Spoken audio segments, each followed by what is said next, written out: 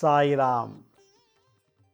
ಆತ್ಮೀಯ ವೀಕ್ಷಕ ಬಾಂಧವರಿಗೆಲ್ಲ ಇವತ್ತಿನ ಜೀವನಾಮೃತ ಕಾರ್ಯಕ್ರಮಕ್ಕೆ ಸ್ವಾಗತ ಸುಸ್ವಾಗತ. ವೀಕ್ಷಕರು, ಇವತ್ತು ಭಾಳ ಅಪರೂಪವಾದಂಥ ಇನ್ಫಾರ್ಮೇಷನ್. ಎಷ್ಟೋ ಜನಕ್ಕೆ ಗೊತ್ತೇ ಇಲ್ಲ, ಆದರೆ ಸಫರ್ ಪಡ್ತಾನೇ ಇದ್ದಾರೆ. ಎಷ್ಟೋ ಜನಗಳ ಪ್ರಾಣನ ಕಳ್ಕೊಂಬಿಟ್ಟಿದ್ದಾರೆ. ಎಷ್ಟೋ ಜನ ಎಲ್ಲಿದ್ದಾರೆ ಹೇಗಿದ್ದಾರೆ ಅಂತಲೂ ಗೊತ್ತಿಲ್ಲ. ಆ ಲೆವೆಲ್ಗೆ ಇರುವಂಥ ಒಂದು ಸಂದರ್ಭದ ಬಗ್ಗೆ ಇವತ್ತಿನ ಸಂಚಿಕೆಯನ್ನು ನಾನು ಮಾಡ್ತಾಯಿದ್ದೀನಿ. ಪ್ರತಿಯೊಬ್ಬರೂ ಗಮನ ಇಟ್ಟು ಕೇಳಿ, ಪಾಲನೆ ಮಾಡಿ, ನಿಮ್ಮ ಜೀವನದಲ್ಲಿ ಏನೋ ಒಂದು ಹೊಸ ಬೆಳಕನ್ನು ಈ ಒಂದು ಎಪಿಸೋಡು ಸೃಷ್ಟಿ ಮಾಡ್ಬೋದು. ನಿಮ್ಮ ಜೀವನದ ಒಂದು ಒಳ್ಳೆ ಯೂಟರ್ನ್ ತೊಗೊಳ್ಳಿಕ್ಕೆ ಒಂದು ಅವಕಾಶ ಮಾಡಿಕೊಡ್ಬೋದು ಈ ಎಪಿಸೋಡ್ ಅಂತ ಹೇಳಿ ನಾನು ಈ ಎಪಿಸೋಡನ್ನ ಮಾಡ್ತಾಯಿದ್ದೀನಿ. ಎಲ್ರಿಗೂ ಅರ್ಥ ಆಗಬೇಕು ಅಂತಂದರೆ ಸಮಸ್ಯೆ ಏನು ಅಂತ ತಿಳ್ಕೊಳ್ಬೇಕು. ಡೈರೆಕ್ಟಾಗಿ ಸೊಲ್ಯೂಷನ್ ಕೊಡೋ ಬದಲು ಯಾವ ಪ್ರಾಬ್ಲಮ್ಗೆ ಈ ಸೊಲ್ಯೂಷನ್ ಅನ್ನೋದನ್ನು ಅರ್ಥೈಸೋದೇ ನನ್ನ ಡ್ಯೂಟಿ. ಒಬ್ಬರು ಮನೆಗೆ ಹೋಗಿದ್ದಾಗ, ಅವ್ರದ್ದು ನಾರ್ತ್ ಕರ್ನಾಟಕ ಜಮಖಂಡಿ ಹತ್ರ ಒಬ್ಬರು ಮನೆಗೆ ನಾವು ಒಂದು ಸಲ ಹೋಗಿದ್ದಾಗ ಅವ್ರ ಮನೆಯಲ್ಲಿ, ಅವ್ರ ವಂಶದಲ್ಲಿ ಗಂಡು ಮಕ್ಕಳು ಮದುವೆ ಮಾಡ್ಕೋತಾರೆ. ಆದರೆ ಆ ಮನೆಯಲ್ಲಿ ಗಂಡು ಮಕ್ಕಳು ಮದುವೆ ಆದಮೇಲೆ ಸತ್ತೋಗ್ತಾರೆ. ಅಂದರೆ ಆ ಮನೆ ಸೊಸೈಟಿರೆಲ್ಲ ವಿಧವೆ ಆಗ್ತಾ ಇದ್ದಾರೆ. ಅರ್ಥ ಮಾಡ್ಕೊಳ್ಳಿ, ಸಮಸ್ಯೆ ಆ ಕುಟುಂಬದಲ್ಲಿದೆ. ಆ ಮನೆಯಲ್ಲಿ ಗಂಡು ಮಕ್ಕಳು ಜನನ ಆಗುತ್ತೆ, ಹುಡ್ತಾರೆ, ಬೆಳೀತಾರೆ, ಓದ್ತಾರೆ, ಉದ್ಯೋಗ ಮಾಡ್ತಾರೋ ಅಥವಾ ವ್ಯಾಪಾರ ಮಾಡ್ತಾರೋ, ಮದುವೆ ಮಾಡ್ತಾರೆ. ಮದುವೆ ಆ ಸ್ವಲ್ಪ ದಿನಕ್ಕೆ 1 ವರ್ಷದೊಳಗೆ ವಿಧವೆ ಆಗಿಬಿಡ್ತಾರೆ. ಹೀಗಾಗಿ ಅವ್ರ ಮನೆಯಲ್ಲಿ 4 ಜನ ವಿಧವೆಯರು ಇದ್ದಾರೆ, ವಿಧವಾ ಸ್ತ್ರೀಯರು. ಇದು ವಂಶದಲ್ಲಿ ವಿಧವೆಯರನ್ನ ಸೃಷ್ಟಿ ಮಾಡ್ತಾ ಇದೆ. ಗೋತ್ರದಲ್ಲಿ ವಿಧವೆಯರು ಬರ್ತಾ ಇದ್ದಾರೆ. ಮದುವೆ ಆಗಿದೆ, ಮಕ್ಕಳಾಗಿಲ್ಲ ಅನ್ನೋ ಚಿಂತೆ ಇಲ್ಲ. ಮಕ್ಕಳಾಗಿದೆ, ಚೆನ್ನಾಗಿ ಬೆಳೆದ್ರು, ಅಂಗವಿಕಲ ಮಕ್ಕಳಲ್ಲ, ಎಂಥದ್ದು ಅಲ್ಲ.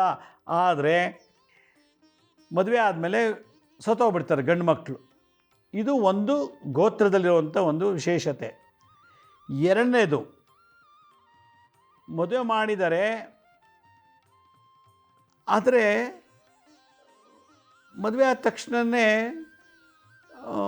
ಏನೋ ಸಣ್ಣ ಪುಟ್ಟ ವಿಷಯದಲ್ಲಿ ಗಲಾಟೆಗಳಾಗಿ ಮನೆಗೆ ಬಂದುಬಿಡ್ತಾರೆ. ಡೈವರ್ಸೇ ಆಗಿಲ್ಲ, ಹೆಣ್ಮಕ್ಳು ಅಪ್ಪನ ಮನೆ ಬಂದು ಸೇರ್ಕೊಂಡ್ಬಿಡ್ತಾರೆ. ಏನೋ ಒಂದು ನೆಪ. ಮದುವೆ ಆಗಿಲ್ಲ ಅಂತ ಕೊರತೆ ಇಲ್ಲ ಇಲ್ಲಿ. ಮದುವೆ ಆಗಿದೆ, ಗಂಡನ ಜೊತೆ ಎಲ್ಲ ಅಪ್ಪನ ಮನೇಲಿ ಇರ್ತಾರೆ. ಇಲ್ಲಿ ಮನೇಲಿ ಎಲ್ಲ ಸೊಸೆಯರು ವಿಧವೆಯರು ಆಗ್ತಿದ್ದಾರೆ. ಆದರೆ ವಿಧವೆಯರು ಆಗಿರೋ ಸೊಸೆದೆಲ್ಲ ಆ ಮನೆಯಲ್ಲೇ ಇದ್ದಾರೆ. ಗಂಡನ ಮನೆ ಬಿಟ್ಟು ಹೋಗಿಲ್ಲ, ಇನ್ನೊಂದು ಮದುವೆ ಮಾಡ್ಕೊಂಡಿಲ್ಲ. ಅವ್ರಿಗೆ ಭಯ, ನಾವು ಇನ್ನೊಂದು ಮದುವೆ ಮಾಡಿಕೊಂಡ್ರೆ ಆ ಗಂಡನೂ ಸತ್ತೋಗ್ತಾನೆ ಅಂತ ಭಯದಲ್ಲಿ 4 ಜನ ಸೊಸೆದಿರು ಮನೇಲೇ ಇದ್ದಾರೆ, 4 ಜನ ವಿಧವೆಯರು. ಇಲ್ಲಿ ಮದುವೆ ಆಗಿದೆ, ಅಕ್ಕನೂ ಗಂಡನ ಬಿಟ್ಟು ಮನೆಗೆ ಬಂದಿದ್ದಾಳೆ ಅಪ್ಪನ ಮನೆಗೆ, ತಂಗಿನೂ ಗಂಡನ ಬಿಟ್ಬಿಟ್ಟು ಅಪ್ಪನ ಮನೆಗೆ ಬಂದು ಸೇರ್ಕೊಂಡ್ಬಿಟ್ಟಿದ್ದಾಳೆ. ಡೈವರ್ಸ್ ಆಗಿಲ್ಲ. ಎರಡನೇ ಸಮಸ್ಯೆ ಚೆನ್ನಾಗಿ ತಿಳ್ಕೊಳ್ಳಿ. ಮದುವೆ ಆಗಿದೆ, ಡೈವರ್ಸ್ ಆಗಿಲ್ಲ, ಆದರೆ ಗಂಡನ ಬಿಟ್ಟು ಅಪ್ಪನ ಮನೆ ಬಂದು ಸೇರಿಕೊಂಡು ಅಕ್ಕ ತಂಗಿಯರು. ಇದು ಒಂದು.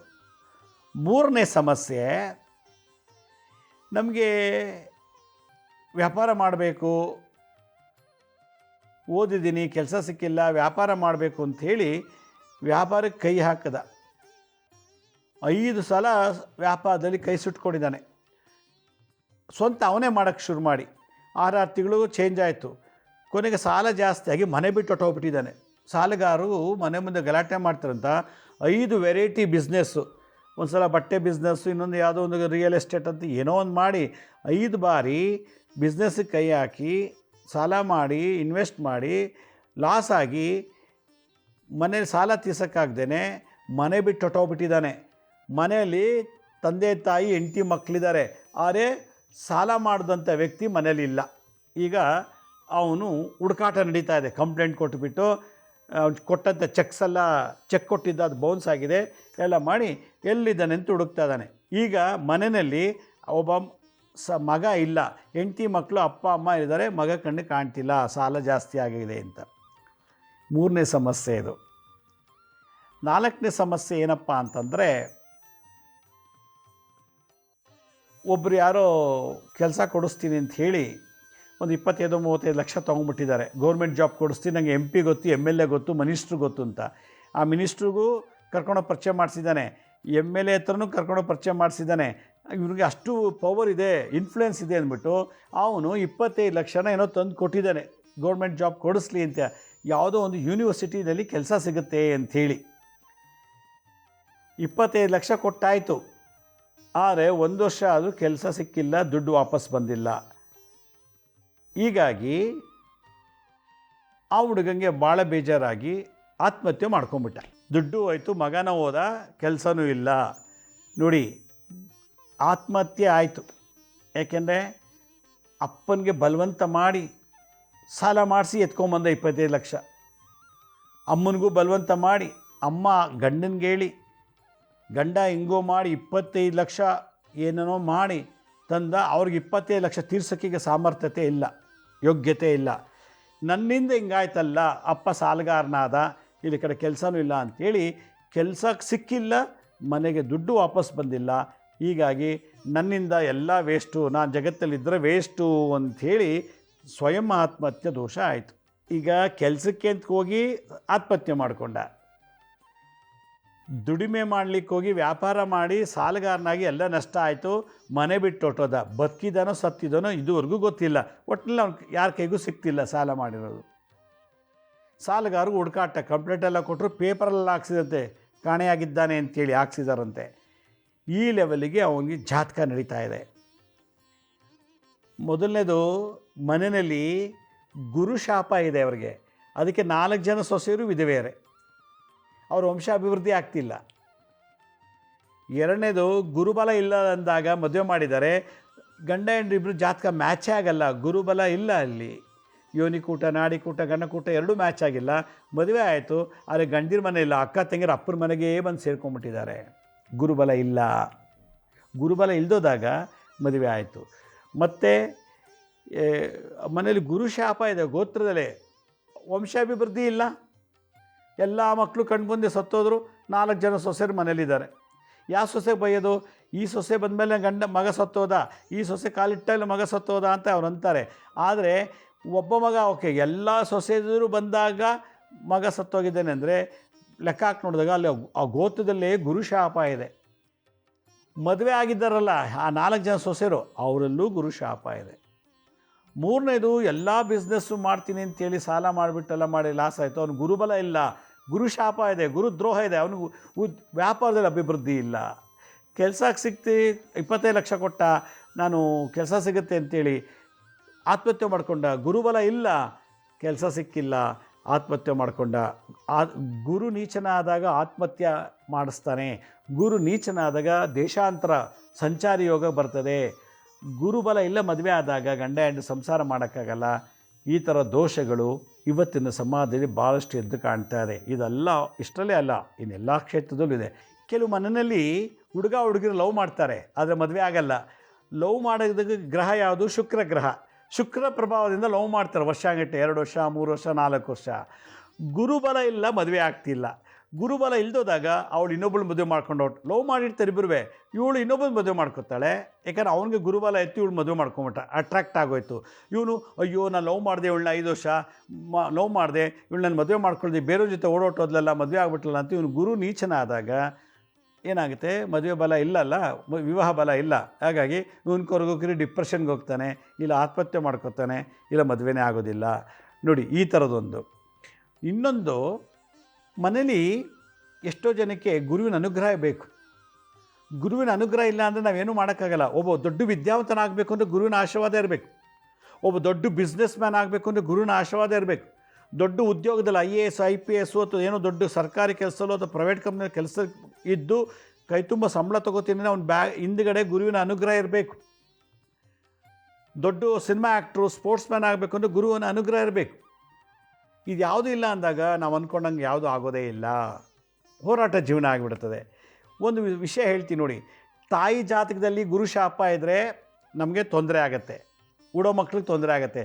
ತಂದೆ ಜಾತಕದಲ್ಲಿ ಗುರುಶಾಪ, ಗುರುದ್ರೋಹ ಇದೆ, ಉಡೋ ಮಕ್ಳಿಗೆ ತೊಂದರೆ ಆಗುತ್ತೆ. ವಿದ್ಯಾವಂತರಾಗಲ್ಲ, 7ನೇ ಕ್ಲಾಸ್ ಫೇಲು, 10ನೇ ಕ್ಲಾಸ್ ಫೇಲು, ಇಲ್ಲ ಬಾಂಬ್ ಇಡೋರು,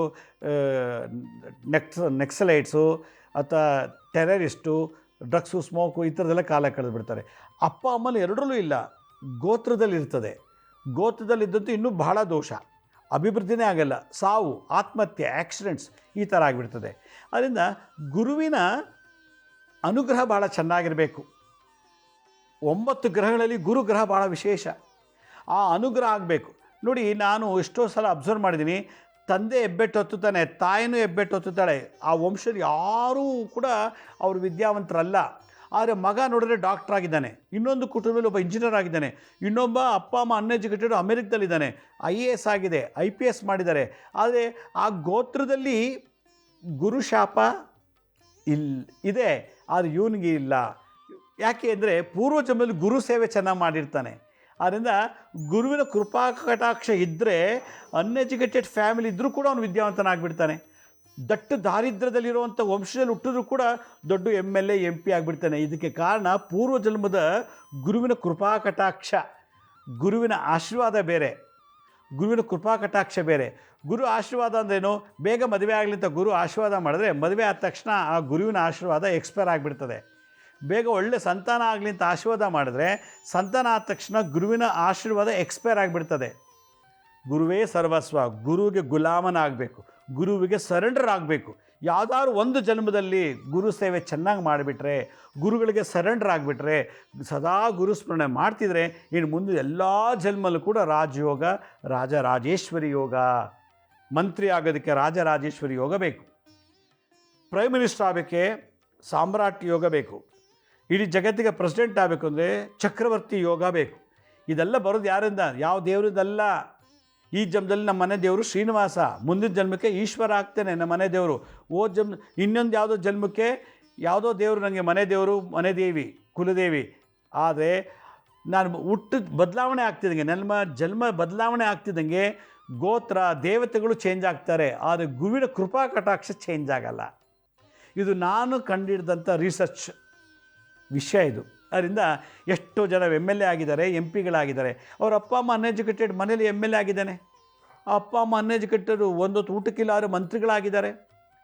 ಎಲ್ಲೋ ಏನೇನೋ ಕೆಲಸ ಮಾಡಿಕೊಂಡು ಅಲ್ಲಿ ದಿನಗೂಲಿ ಮಾಡಿದವರೆಲ್ಲ ಇವತ್ತು ಮಿನಿಸ್ಟ್ರಿಗಳು, ಪ್ರೈಮ್ ಮಿನಿಸ್ಟರ್ ಆಗಿಬಿಟ್ಟಿದ್ದಾರೆ. ಇದಕ್ಕೆಲ್ಲ ಕಾರಣ ಪೂರ್ವಜನ್ಮದ ಗುರುವಿನ ಕೃಪಾ ಕಟಾಕ್ಷ. ಅದರಿಂದ ನಮ್ಮ ಗೋತ್ರದಲ್ಲಿ ಗುರುವಿನ ಕೃಪಾ ಕಟಾಕ್ಷ ಆಗಿರುವಂಥ ಮಕ್ಕಳು ಉಡಬೇಕು. ಆಗ ನಮ್ಮ ವಂಶದಲ್ಲಿ ಸತ್ತಂಥ ಎಲ್ಲ ಪಿತೃದೇವತೆಗಳಿಗೂ ಮೋಕ್ಷ ಸಿಗುತ್ತೆ. ಅಮ್ಮ ಅನ್ಎಜುಕೇಟೆಡ್, ಅಪ್ಪ ಅನ್ಎಜುಕೇಟೆಡ್, ಮನೆ ದರಿದ್ರ ಇದ್ದರೂ ಕೂಡ ಆ ಮನೆಗೆ ಸೌಭಾಗ್ಯ, ಸಿರಿ ಸಂಪತ್ತುಗಳು, ಧನ ಕನಕ ವಸ್ತ್ರ ವಾಹನ, ದಾಸ ದಾಸಿಯರಿಂದ ತುಂಬಿರುವಂಥ ಒಂದು ವೈಭವ, ನಿತ್ಯ ಸಂತೋಷ ಸಿಗಬೇಕು ಅಂತಂದರೆ ಗುರುವಿನ ಕೃಪಾ ಕಟಾಕ್ಷ ಇರಬೇಕು. ಒಂದು ಮಗು ಮನೇಲಿ ಹುಟ್ಟುಬಿಟ್ರೆ, ಹೆಣ್ಣಾಗಲಿ ಗಂಡಾಗಲಿ, ಗುರುವಿನ ಕೃಪಾ ಕಟಾಕ್ಷ ಇರುವಂಥ ಒಂದು ಮಗು ಹುಟ್ಟುಬಿಟ್ಟು ಅಂತಂದರೆ ಆ ವಂಶವೇ ಉದ್ಧಾರ ಆಗಿಬಿಡ್ತದೆ. ಸಾಕಲ್ಲ, ಒಬ್ಬ ದೊಡ್ಡ ಡಾಕ್ಟ್ರ್ ಆಗಿಬಿಟ್ರೆ, ಒಬ್ಬ MLA ಆಗಿಬಿಟ್ರೆ, ಒಬ್ಬ ಮಿನಿಸ್ಟ್ರ್ ಆಗಿಬಿಟ್ರೆ, ಅಥವಾ ಒಬ್ಬ ಫೇಮಸ್ಸು ಸೆಲೆಬ್ರಿಟಿ ಆಗಿಬಿಟ್ರೆ ಆ ವಂಶಕ್ಕೆ ಎಷ್ಟು ಹೆಸರು. ಆ ಮನೇಲಿ ಏನು ಕಾರು, ಒಡವೆ, ವಸ್ತ್ರ, ಐಶ್ವರ್ಯಗಳೆಲ್ಲ, ನಿತ್ಯ ಸಂತೋಷ, ಉಲ್ಲಾಸ, ಸಂಭ್ರಮವೋ ಸಂಭ್ರಮ. ಆ ಥರ ಇರಬೇಕು. ಆ ಥರ ಮಕ್ಕಳಿಗೆ ನಾವು ಜನ್ಮ ಕೊಡಬೇಕು. ಹಾಗಾದ್ಮೇಲೆ ತಾಯಿ ಜಾತಕದಲ್ಲೂ ಗುರುಶಾಪ ಇರ್ತದೆ. ಓದ್ ಜನ್ಮದಲ್ಲಿ ಎಷ್ಟೋ ಜನ ಹೆಣ್ಮಕ್ಳು ಪಾಠ ಹೇಳೋ ಮೇಷ್ಟದೇ ಮದುವೆ ಮಾಡ್ಕೊಂಡಿದ್ದಾರೆ, ಗುರುನೇ ಮದುವೆ ಮಾಡ್ಕೊಂಬಿಟ್ಟಿದ್ದಾರೆ, ಜ್ಞಾನ ಬುದ್ಧಿ ಕೊಟ್ಟಂಥ ಹುಡುಗರನ್ನೇ ಮದುವೆ ಮಾಡ್ಕೊಂಬಿಟ್ಟಿದ್ದಾರೆ. ಎಷ್ಟೋ ಜನ ಟೀಚರ್, ಲೆಕ್ಚರರ್, ಮೇಡಮ್ನ ಹುಡುಗರು ಮದುವೆ ಮಾಡ್ಕೊಂಡಿದ್ದಾರೆ. ಲೆಕ್ಚರ್ಗೆ ಏಜ್ ಜಾಸ್ತಿ ಇದೆ, ಹುಡುಗ ಇನ್ನೂ ಚಿಕ್ಕವನು, ಆ ಹುಡುಗ ಮೇಡಮ್ನೇ ಮದುವೆ ಮಾಡ್ಕೊಂಡಿದ್ದಾನೆ. ಇಂಥದ್ದೆಲ್ಲ ಬಂದಾಗ ಅವ್ರ ವಂಶದಲ್ಲಿ ಕೃಷ್ಣ ಓಡಲ್ಲ, ರಾಮ ಓಡಲ್ಲ, ಭಗವಂತನ ಅವತಾರ ಆಗಲ್ಲ. ಇಂಥದ್ದೇ ದೋಷ ಇರ್ತದೆ. ಆದ್ದರಿಂದ ಗುರುವಿನ ಕೃಪಾ ಕಟಾಕ್ಷಕ್ಕೆ ನನ್ನ ಗೋತ್ರದಲ್ಲಿದ್ದಂಥ ಶಾಪ, ನನ್ನ ಜಾತಕದಲ್ಲಿದ್ದಂಥ ಗುರುಶಾಪ, ನಮ್ಮ ಮನೇಲಿ ಸೊಸೆದೀರು ಬಂದಿರಲ್ಲ ಅವರಲ್ಲಿ ಏನಾದ್ರು ಜಾತಕದಲ್ಲಿರೋ ಗುರುಶಾಪ, ನನ್ನ ಗಂಡನಿಂದ, ನನ್ನ ಹೆಂಡತಿಯಿಂದ, ಅಥವಾ ನಮ್ಮಿಬ್ಬರಲ್ಲಿ ಮಕ್ಕಳ ಗುರುಶಾಪ ಇದ್ದರೆ, ಮಕ್ಕಳ ಗುರುಶಾಪ ಇದ್ದರೆ ತಂದೆ ತಾಯಿ ಏಳಿಗೆ ಆಗಲ್ಲ. ತಂದೆ ತಾಯಲ್ಲಿ ಗುರುಶಾಪ ಗುರುದ್ರೋಹ ಇದ್ದರೆ ಮಕ್ಕಳು ಏಳಿಗೆ ಆಗೋದಿಲ್ಲ. ನೋಡಿ, ನಮ್ಮ ಗೋತ್ರದಲ್ಲಿ ಗುರುಶಾಪ ಗುರುದ್ರೋಹ ಇದ್ದರೆ ನಾವು ಪೂರ್ತಿ ವಂಶ ಪೂರ್ತಿ ಇರೋ ಪ್ರಳಯ ಆಗೋವರೆಗೂ ಆ ದೋಷ ತೆಗೆಯೋಕ್ಕೆ ಆಗೋದಿಲ್ಲ, ಗೋತ್ರದಲ್ಲೇ ಬಂದುಬಿಟ್ಟಿದ್ರೆ. ಎರಡನೇದು, ನನ್ನ ಜಾತಕದಲ್ಲೇ ಇತ್ತು ಅಂದರೆ ಅಪ್ಪ ಅಮ್ಮ ಎಲ್ಲ ಚೆನ್ನಾಗಿ ಓದಿದ್ದಾರೆ, ನಾನೇ ಓದ್ತಿಲ್ಲ, ಅಪ್ಪ ಅಮ್ಮ ಎಲ್ಲ ಚೆನ್ನಾಗಿದ್ದರೆ ನಾನೇ ಏಳಿಗೆ ಆಗ್ತಿಲ್ಲ, ನನ್ನ ಜಾತಕ ಗುರುಶಾಪ ಗುರುದ್ರೋಹ ಇರ್ತದೆ. ನಾನು ಚೆನ್ನಾಗಿದ್ದೀನಿ, ಓದ್ತೀನಿ, ರೆಡಿ ಇದ್ದೀನಿ, ಓದೋಕ್ಕೆ, ಕೆಲಸಕ್ಕೆ ಎಲ್ಲ ರೆಡಿ ಇದ್ದೀನಿ, ಅದಂಗೆ ಯಾರು ಬೆಂಬಲ ಕೊಡ್ತಿಲ್ಲ ಅಂದರೆ ಅಪ್ಪ ಅಮ್ಮನ ಜಾತಕ ಗುರುಶಾಪ ಇರ್ತದೆ. ಈ ಥರ ಹೆಣ್ಣಾಗಲಿ ಗಂಡಾಗಲಿ ಗುರುಶಾಪ ಇದ್ದಾಗ ನಾವು ಏಳಿಗೆ ಆಗೋದಿಲ್ಲ. ಅದಕ್ಕೆ ಏನೇ ಇದ್ದರೂ ಗುರುಶಾಪ ಗುರುದ್ರೋಹ ಜಾತಕದಲ್ಲಿ ಇರಬಾರ್ದು. ಹರಿ ಮುನಿದರೆ, ಹರ ಮುನಿದರೆ, ಬ್ರಹ್ಮ ಮುನಿದರೆ ಪರಿಹಾರ ಇದೆ, ಗುರು ಮುನಿದರೆ, ಮುನಿ ಮುನಿದರೆ ಪರಿಹಾರವೇ ಇಲ್ಲ ಅಂತ ಹೇಳ್ತದೆ ಶಾಸ್ತ್ರ. ಅದಕ್ಕೆ ನಾವು ಡಿಸೆಂಬರ್ 4ನೇ ತಾರೀಕು, ಈಗ ಬರೋ ಡಿಸೆಂಬರ್ 4ನೇ ತಾರೀಕು ಗುರುವಾರ ಹುಣ್ಣಿಮೆ ಬಂದಿದೆ ನೋಡಿ. ಹುಣ್ಣಿಮೆ ಗುರುವಾರನೇ ಬಂದಿದೆ. ಅವತ್ತು ಕೃತ್ತಿಕಾ ನಕ್ಷತ್ರ, ಕೃತ್ತಿಕಾ ನಕ್ಷತ್ರ ಸುಬ್ರಹ್ಮಣ್ಯ ನಕ್ಷತ್ರ, ಕಾಳ ಸರ್ಪದೋಷ, ಸರ್ಪದೋಷಕ್ಕೆ ಫೇಮಸ್ ಆಗಿರುವಂಥ ನಕ್ಷತ್ರ. ಅವತ್ತು ನಾವು ಬೆಳಗ್ಗೆ 7ರಿಂದ ಮಧ್ಯಾಹ್ನ ಸಂಜೆ 4 ಗಂಟೆ ತನಕ ದತ್ತಾತ್ರೇಯ ಹುಟ್ಟಿದ ದಿವಸ ಯಾರಿಗೆ ಗುರುಬಲ ಇಲ್ಲ, ಗುರು ನೀಚನಾದಾಗ, ವಕ್ರನಾದಾಗ ಎಲ್ಲನೂ ಕಳ್ಕೊಂಡ್ಬಿಡ್ತಾನೆ. ಕಾರು, ಸೈಟು, ಮದುವೆ ಆಗಿದ್ದ ಮದುವೆಯಲ್ಲಿ ಡೈವರ್ಸ್ ಆಗುತ್ತೆ, ಮಕ್ಕಳು ದೂರ ಆಗ್ತಾರೆ. ವಕ್ರನಾದಾಗ ಗುರು ಜೊತೆಗೆ ಶತ್ರು ಇದ್ದಾಗ, ಬುಧ ಮತ್ತು ಶುಕ್ರ ಇದ್ದಾಗ ಎಲ್ಲರೂ ಶತ್ರು ಆಗ್ತಾರೆ, ನಿಷ್ಠರು ಆಗ್ತಾರೆ. ಗುರು ಜೊತೆಗೆ ರಾಹುಕೇತು ಏನಾರಿದ್ದಾಗ ಡ್ರಗ್ಸು, ಸ್ಮೋಕು, ಡ್ರಿಂಕ್ಸು ಎಲ್ಲ ಕೆಟ್ಟ ಚಟಗಳಿಗೆ ಬೆಟ್ಟಿಂಗ್ ಕಟ್ಟೋದು, ಜೈಲು, ಕೋರ್ಟು, ಪೊಲೀಸ್ ಸ್ಟೇಷನ್ಗೆಲ್ಲ ಹೋಗ್ಬಿಡ್ತದೆ. ಅದರಿಂದ ಗುರುವಿನ ಬಲ ಚೆನ್ನಾಗಿರಬೇಕು ಸದಾ ನಮ್ಮ ಬೆನ್ನಿಂದೆ. ನಾವೇನೇ ಕೆಲಸ ಮಾಡಿದ್ರು ನಮ್ಮ ಹಿಂದೆ ಬೆನ್ನಿಂದೆ ಗುರುವಿನ ಆಶೀರ್ವಾದ, ಕೃಪಾ ಕಟಾಕ್ಷ ಇರಬೇಕು. ಅದನ್ನು ಪಡ್ಕೊಳ್ಳಿಕ್ಕೋಸ್ಕರ ಹೇಳಿ ಕೇಳಿ ಮಾಡಿಸ್ದಾಗೆ ಈ ವರ್ಷ ಗುರುವಾರ ಕೃತ್ತಿಕಾ ನಕ್ಷತ್ರದಲ್ಲಿ ದತ್ತಾತ್ರೇಯರ ಜನನ ಆಗಿರೋ ದಿನ ದತ್ತ ಜಯಂತಿ. ಆವತ್ತು ಮರದ ಪಾದಕೆಗಳ 9 ಇಂಚು ಮರದ ಪಾದಕೆ ನಿಮ್ಮ ಕೈಲೇ ಕೊಟ್ಟು, ನಿಮ್ಮ ಕೈಲೇ ಪ್ರಾಣ ಪ್ರತಿಷ್ಠಾಪನೆ ಮಾಡಿಸಿ, ಮತ್ತು ನಿಮ್ಮಿಂದಲೇ 64 ವೆರೈಟಿ ಪೂಜೆ ಮಾಡಿಸಿ ಮುದ್ರಾಮಂತ್ರ ತಂತ್ರದಿಂದ ಹಲವಾರು ಅಪಮೃತ್ಯು ದೋಷ, ಆಕ್ಸಿಡೆಂಟು, ಆತ್ಮಹತ್ಯೆ ಮಾಡ್ಕೊಳ್ಳೋ ದೋಷ ಇದ್ದರೆ ಮೃತ್ಯುಂಜಯ ಮಂತ್ರ ತಂತ್ರನ ಹೋಮದ ಮುಖಾಂತರ ಮಾಡಿ, ಕಾಳಸರ್ಪ ದೋಷ, ಕುಜದೋಷ ಏನಾರು ಇತ್ತು, ಅಂಗಾರಕ ಗ್ರಹ ದೋಷ ಇತ್ತು ಅಂದರೆ ಅದಕ್ಕೆ ಲಕ್ಷ್ಮೀ ನರಸಿಂಹರ ಹೋಮದ ಮೂಲಕ ನಿಮ್ಗೆ ತಂತ್ರಗಳು ಮಾಡಿಸಿ ಅದು ತೆಗೆದುಹಾಕಿಸಿ, ಶತ್ರುಗಳು ನಮ್ಮಲ್ಲಿ ಮನೆಯೊಳಗೆ ಶತ್ರು, ಅಕ್ಕಪಕ್ಕ ಮನೆ, ಆಫೀಸು, ವ್ಯವಹಾರದ ಶತ್ರುಗಳಿರ್ತಾರೆ, ಆ ಒಂದು ಶತ್ರು ದೋಷವನ್ನು ಸುದರ್ಶನ ಹೋಮದಿಂದ ನಿವಾರಣೆ ಮಾಡಿ ತಂತ್ರ ಪ್ರಯೋಗ ಹೇಳ್ಕೊಡ್ತೀನಿ ನಾನು, ಅದನ್ನು ಮಾಡಿಸಿ. ಆಮೇಲೆ ನಮ್ಮ ವಂಶದಲ್ಲಿ ಗುರು, ಪರಮಗುರು, ಪರಾತ್ಪಗುರು, ಪರಮೇಷ್ಠಿ ಗುರು, ಗುರು, ಪರಮಗುರು, ಪರಾತ್ಪರ ಗುರು, ಪರಮೇಷ್ಠಿ, ಹೀಗೆ 4 ತಲೆಮಾರಿಂದ ಬಂದಿರೋ ದೋಷಗಳು ಜನ್ಮ ಜನ್ಮಾಂತರದ ಅದೆಲ್ಲ ತೆಗೆಲಾಕೋಕ್ಕೆ ದತ್ತಾತ್ರೇಯರು ಮತ್ತು ನವನಾಥ ನಾಯಕರು ಹೋಮ ಮೂಲಕ ತಂತ್ರ ಮಂತ್ರ ಹೋಮ ಮಾಡಿಸಿ ಆ ದೋಷ ನಿವಾರಣೆ ಮಾಡಿಸಿ ಆ ಪಾದಕೆಯನ್ನು ನಿಮಗೆ ಕೊಡ್ತಾಯಿದ್ದೀವಿ. ಅದು ಮನೆಗೆ ತೊಗೊಂಡೋಗಿಟ್ಟು ದಿನ ಗುರುಸ್ಥಾನ ಅಂತ ಮಾಡಿ, ನಿಮ್ಮ ಮನೇಲಿ ಎಲ್ಲ ದೇವ್ರ ಪೂಜೆ ಮಾಡ್ತಿರಲ್ಲ ಅದ್ರ ಜೊತೆಗೆ ಇಟ್ಟು, ನೀವು ಹೆಂಗೆ ಎಲ್ಲ ದೇವ್ರ ಪೂಜೆ ಮಾಡ್ತಿರೋ ಅದೇ ಥರ ಅದಕ್ಕೂ ಪೂಜೆ ಮಾಡಿ, ಒಂದು ದಳ ತುಳಸಿ ಹಾಕಿ, ಒಂದು ಹೂ ಹಾಕಿ, ಧೂಪ ದೀಪ ನೀವು ಹೆಂಗೆ ಮಾಡ್ತೀರೋ ಹಂಗೆ ಮಾಡಿ. ಅದಕ್ಕೆ ದೊಡ್ಡ ವಿಜೃಂಭಣೆ ಇರಬೇಕಿಲ್ಲ. ಅದಕ್ಕೆ ಪ್ರಾಣ ತುಂಬಿರೋ ಪಾದರಕ್ಷೆ ಮನೇಲಿದ್ದಾಗ ಒಬ್ಬ ಮನೆ ಯಜಮಾನ ಒಳಗೆ ಇದ್ದು ನಿಮಗೆ ಕಂಟ್ರೋಲ್ ಮಾಡ್ತಿದೆ ಗುರುಬಲ. ನೀವು ಮಾಡೋ ಎಲ್ಲ ಆ್ಯಕ್ಟಿವಿಟೀಸಲ್ಲೂ, ಎಲ್ಲ ಕಾರ್ಯಗಳಲ್ಲೂ. ಮಾಂಸ ತಿನ್ನೋರು ಪೂಜೆ ಮಾಡ್ಬೋದು. ಆಹಾರ, ಮಾಂಸ ದೇಹಕ್ಕೆ ಆಹಾರ, ದೇವ್ರಿಗಲ್ಲ. ಯಾವುದೇ ಜಾತಿಯವರು, ಯಾವುದೇ ಧರ್ಮದವರು ಕೂಡ ಪಾದ ಪೂಜೆ ಮಾಡಿ ನಿಮ್ಮ ಮನೆಯೊಳಗೆ ಒಂದು ಗುರುಸ್ಥಾನವನ್ನು ಸೃಷ್ಟಿ ಮಾಡಿ, ಒಂದು ವೈಬ್ರೇಷನ್ ಮನೇಲಿ ಸೃಷ್ಟಿ ಮಾಡಿ. ಆಗ ಭೂಕಂಪ, ಸುನಾಮಿ, ಎಂಥ ಪ್ರಕೃತಿಯಿಂದ ಬರೋ ಅವಘಡಗಳೆಲ್ಲ ನಿವಾರಣೆ ಆಗುತ್ತೆ ಆ ಪಾದಕೆ ಇದ್ದಾಗ. ನೀವು ವಾರಗಟ್ಟಲೆ ಪಾದ ಪೂಜೆ ಮಾಡೋಕ್ಕಾಗಿಲ್ಲ, ನೀವು ಎಲ್ಲ ಒಂದು ವಾರ 10 ದಿವಸ ಮನೆ ಬಿಟ್ಟು ಟೂರೋ ಎಲ್ಲೋ ಹೋಗ್ಬಿಡ್ತೀರಿ, ಆಗ ಎಲ್ಲ ದೇವ್ರಿಗೂ ಪೂಜೆ ಆಗಲ್ಲ, ಇದಕ್ಕೂ ಆಗೋದಿಲ್ಲ ಅವಾಗ. ಆಮೇಲೆ ತಿಂಗಾಗಟ್ಟಲೆ ಇವರೆಲ್ಲ ಹೊರಗಡೆ ಹೋಗ್ತೀರಿ, ಆಗ ಮನೇಲಿ ಯಾರು ಪೂಜೆ ಮಾಡೋರಿಲ್ಲ. ಆದರೆ ಈ ಪಾದಕೆಗೆ ನಾವು ಪ್ರಾಣ ತುಂಬಿ ಕಲಾಹೋಮ ಮಾಡೋದ್ರಿಂದ ವಾಯುಮುಖೇನ ತನಗೆ ತಾನೇ ಅದನ್ನೆಲ್ಲ ಬೇಕಾದಂಥ ಶಕ್ತಿಗಳನ್ನ ತಗೊಂಡು ನಿಮ್ಮ ಮನೇಲೇ ಅದಕ್ಕೆ ಶಕ್ತಿ ತುಂಬ್ತಾ ಇರ್ತದೆ. ಅಷ್ಟು ವಿಶೇಷ ಗುರುಪಾದಕ. ಗುರುವಿಗೆ ದೇಹ ಪೂಜೆ ಇಲ್ಲ, ದೇವರಿಗೆ ಮಾತ್ರ ದೇಹ ಪೂಜೆ, ಗುರುಗಳಿಗೆ ಪಾದ ಪೂಜೆ ಮಾತ್ರ. ಆದ್ದರಿಂದ ಈ ಪಾದಕೆಗಳನ್ನು ನಿಮ್ಮ ಕೈ ಕೊಡೋಕ್ಕೆ ಮುಂಚೆ 4ನೇ ತಾರೀಕು ಗುರುವಾರ ನಾವು 32 ವೆರೈಟಿ ಅಧಿವಾಸ ಮಾಡ್ತೀವಿ. ಹಾಲು, ಮೊಸರು, ತುಪ್ಪ, ಜೇನುತುಪ್ಪ, ನವಧಾನ್ಯಗಳು, ನವರತ್ನಗಳು, ಪಂಚಲೋಹಗಳು, ಈ ಥರ ಎಲ್ಲಾದರೂ ನೆನೆಸಿ ಆಮೇಲೆ 4ನೇ ತಾರೀಕು ನಿಮ್ಮ ಕೈಗೆ ಕೊಟ್ಟು ನಿಮ್ಮ ಕೈಲಿ ಅದನ್ನು ಪೂಜೆ ಮಾಡಿಸಿ ನಿಮ್ಮ ಮನೆಗೆ ಕೊಡ್ತಾಯಿದ್ದೀವಿ. ಇದು ನಡೆಯೋದು ತುಮಕೂರಿನಲ್ಲಿ ಡಿಸೆಂಬರ್ 4ನೇ ತಾರೀಕು. ಯಾರಿಗೆ ಇದು ಆಸಕ್ತಿ ಇದೋ ನಾನು ಸ್ಕ್ರೀನ್ ಮೇಲೆ ತೋರಿಸ್ತಾ ಇದ್ದೀನಿ ನೋಡಿ, ಆ ಲಿಂಕು ತಕ್ಷಣ ಕ್ಲಿಕ್ ಮಾಡಿ. ಏಕೆಂದರೆ ಇದಿರೋದು ಒಂದು 12 ಸೀಟ್ ಇದೆ, ಬೇಗ ಕ್ಲಿಕ್ ಮಾಡ್ಕೊಳ್ಳಿ, ಬುಕ್ ಮಾಡ್ಕೊಳ್ಳಿ. ನೀವು ಬರಿಕೆಯಲ್ಲಿ ಬರ್ಬೇಕಾದ್ರೆ ಏನೂ ತರೋಂಗಿಲ್ಲ. ಮತ್ತು ಗಂಡಸು ಪಂಚಶಲ್ಯ ಹಾಕೊಂಬರ್ಬೇಕು, ಹೆಣ್ಮಕ್ಳು ಮದುವೆ ಆಗದಿರೋ ಹೆಣ್ಮಕ್ಳು ಚೂಡಿದಾರದ ಬರೋಂಗಿಲ್ಲ, ಸೀರೆ ಉಟ್ಕೊಂಬರ್ಬೇಕು. ಮುತ್ತೈದೆ ಹೆಂಗಸು ಸೀರೆ ಉಟ್ಕೊಂಡು ಕೈಗೆ ಬಳೆ, ಹಣೆಗೆ ಕುಂಕುಮ, ತಲೆಗೆ ಹೂವು, ಕಾಲುಂಗುರ, ಮಾಂಗಲ್ಯ ಧರಿಸಿ ಸೀರೆ ಉಟ್ಕೊಂಡು ಬಂದು ಕೂತ್ಕೊಂಡು ಮಾಡಬೇಕು. ದಂಪತಿಗಳು ಏನಾದ್ರು ಬುಕ್ ಮಾಡಿಕೊಂಡ್ರೆ ದಂಪತಿ ಸಮೇತ ಬನ್ನಿ. ಮತ್ತು ನಿಮ್ಮ ಜೊತೆ ಯಾರು ಬರ್ತಾರೋ ಅವನು ಕೂಡ ಕರ್ಕೊಂಡ್ಬನ್ನಿ. ಪೂಜೆ ಮಾಡೋರು ಮಾತ್ರ ಕೂರಿಸಿ ಪಾದ ಪೂಜೆ ಮಾಡಿಸಿ ನಿಮಗೆ ಪಾದಕೆಗಳು ಕೊಡ್ತಾಯಿದ್ದೀವಿ. ಬಾಕಿಯವರೆಲ್ಲ ದೂರದಾಗ ಕೂತ್ಕೊಂಡು ಪೂಜೆ ನೋಡ್ಬೋದು. ಇದು ಒಂದು. ನಿಮ್ಮ ಪಾದ ಪೂಜೆಗೆ ಕೊಡುವಂಥ ಹಣ ಇದೆಯಲ್ಲ, ಭಿಕ್ಷೆ, ಆ ಒಂದು ಗುರುದಕ್ಷಿಣೆ, ಅದನ್ನು ನಾವು ಮಲ್ಲೇಶ್ವರ ಪಾಂಡುರಂಗ ದೇವಸ್ಥಾನ ಜೀರ್ಣೋದ್ಧಾರ ಮಾಡ್ತಾಯಿದ್ದೀವಿ. ಉಚಿತ ಅನಾಥಾಶ್ರಮ, ಉಚಿತ ವೃದ್ಧಾಶ್ರಮ ಮತ್ತು ಉಚಿತ ಗುರುಕುಲ, ಒಂದು ಕಮ್ಯುನಿಟಿ ಹಾಲು ಕೂಡ ನಾವು ಕಟ್ತಾಯಿದ್ದೀವಿ. ಮತ್ತು ಇದೆಲ್ಲದಕ್ಕೂ ಕೂಡ ಈ ಈ ಖರ್ಚಲ್ಲಿ ಮಿಕ್ಕಿದಂಥ ದುಡ್ಡನ್ನು ನಾವು ಎಲ್ಲ ಸೇವೆಗಳಿಗೆ ಉಪಯೋಗಿಸ್ತಾ ಇದ್ದೀವಿ. ಆದ್ದರಿಂದ ನೀವೇನು ಫ್ರೀಯಾಗಿ ಕೊಡೋ ಅವಶ್ಯಕತೆ ಇಲ್ಲ. ನಿಮ್ಮ ಗುರುಶಾಪ ಕಳ್ಕೊಳ್ಳಿ. ಗುರುದ್ರೋಹ ಇದೊಂದು ಒಳ್ಳೆಯ ಹುಣ್ಣಿಮೆ ದಿವಸ ಕಳ್ಕೊಂಡಿದ್ದಾದರೆ ಮುಂದಿನ ದತ್ತ ಜಯಂತಿಯೊಳಗೆ ನೀವು ಪಾದಪೂಜೆ ಮಾಡಿ ಹೋಗಿ ಒಂದು ವಾರದಲ್ಲಿ ನಿಮ್ಗೆ ಎಷ್ಟು ರಿಸಲ್ಟ್ ಬರುತ್ತೆ ನೋಡಿ.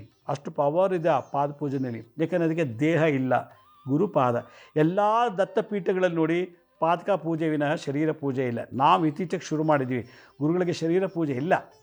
ಅದರಿಂದ ಈ ಒಂದು ಸುವರ್ಣ ಅವಕಾಶ ಮತ್ತೆ ಬರಬೇಕು ಅಂದರೆ 23 ವರ್ಷ ಕಾಯಬೇಕು. ನಾವಿರ್ತೀವೋ ನೀವಿರ್ತೀವೋ ಗೊತ್ತಿಲ್ಲ. ಈ ಒಂದು ವಿಶೇಷವಾದಂಥ ಪಾದಕ ಪೂಜೆ ಇಡೀ ಜಗತ್ತಲ್ಲಿ ನಾವು ಒಬ್ಬರೇ ಮಾಡ್ತಾ ಇರೋದು. ನಿಮ್ಮ ಕೈಲೇ ಕೂರಿಸಿ ಪಾದಪೂಜೆ ಮಾಡಿಸಿ ಕೊಡ್ತಾ ಇರೋಂಥದ್ದು. ಇದನ್ನು ನಾವು 4ನೇ ತಾರೀಕು ತುಮಕೂರಲ್ಲಿ ಮಾಡ್ತಾಯಿದ್ದೀವಿ. ಇದನ್ನು ನೆನ್ಪಿಟ್ಕೊಳ್ಳಿ. ನೀವು ಬರೀ ಕೈಲಿ ಬರಬೇಕು. ಬರೋರಿದ್ದವರು ಆ ಬೆಳೆ ಬಾಳುವಂಥ ವಸ್ತುಗಳೆಲ್ಲ ತರಬಾರ್ದು. ನಿಮ್ಮ ಲಗೇಜಿಗೆ ನೀವೇ ಜವಾಬ್ದಾರು, ನೀವು ತರೋ ಐಟಮ್ಸ್ಗೆ ನೀವೇ ಜವಾಬ್ದಾರು. ಕಳ್ತನ ಆದರೆ ಕಳ್ಕೊಂಡ್ರೆ ನಾವು ಜವಾಬ್ದಾರಲ್ಲ. ಭಾಳ ಶ್ರದ್ಧೆಯಿಂದ ವಿಶೇಷವಾಗಿ ವೈಜ್ಞಾನಿಕವಾಗಿ ಸೈಂಟಿಫಿಕ್ಕಾಗಿ ನಾವು ಈ ಕಾರ್ಯಕ್ರಮವನ್ನು ಮಾಡ್ತಾಯಿದ್ದೀವಿ. ಈ ಒಂದು ಗುರುಪಾದಕ ಪೂಜೆ ಭಾಳ ಲೈಫಲ್ಲಿ ನಿಮಗೆ ಯೂಟರ್ನ್ ಕೊಡುತ್ತೆ. ನಾನು ಆಗಲೇ ಹೇಳಿದೆ, ಗೋತ್ರದಲ್ಲಿ ಗುರುಶಾಪ ಇತ್ತು ಅಂದರೆ, ನಿಮ್ಮ ಜಾತಿಯಲ್ಲಿ ಗುರುಶಾಪ ಇತ್ತು ಅಂದರೆ, ನಿಮ್ಮ ಅಪ್ಪ ಅಮ್ಮಲ್ಲಿ ಇತ್ತು ಅಂದರೆ ಅದೆಲ್ಲ ಬಗೆಹರಿಸೋಕ್ಕೆ ಇದೊಂದು ಒಳ್ಳೆಯ ಶಾಂತಿ. ನೀವು ಇದನ್ನೇ ಸಪ್ರೇಟಾಗಿ ಮಾಡಿಸಿದ್ರೆ ಲಕ್ಷಾಂತರ ರೂಪಾಯಿ, ಸಾವಿರ ರೂಪಾಯಿ ಕೊಡಬೇಕು.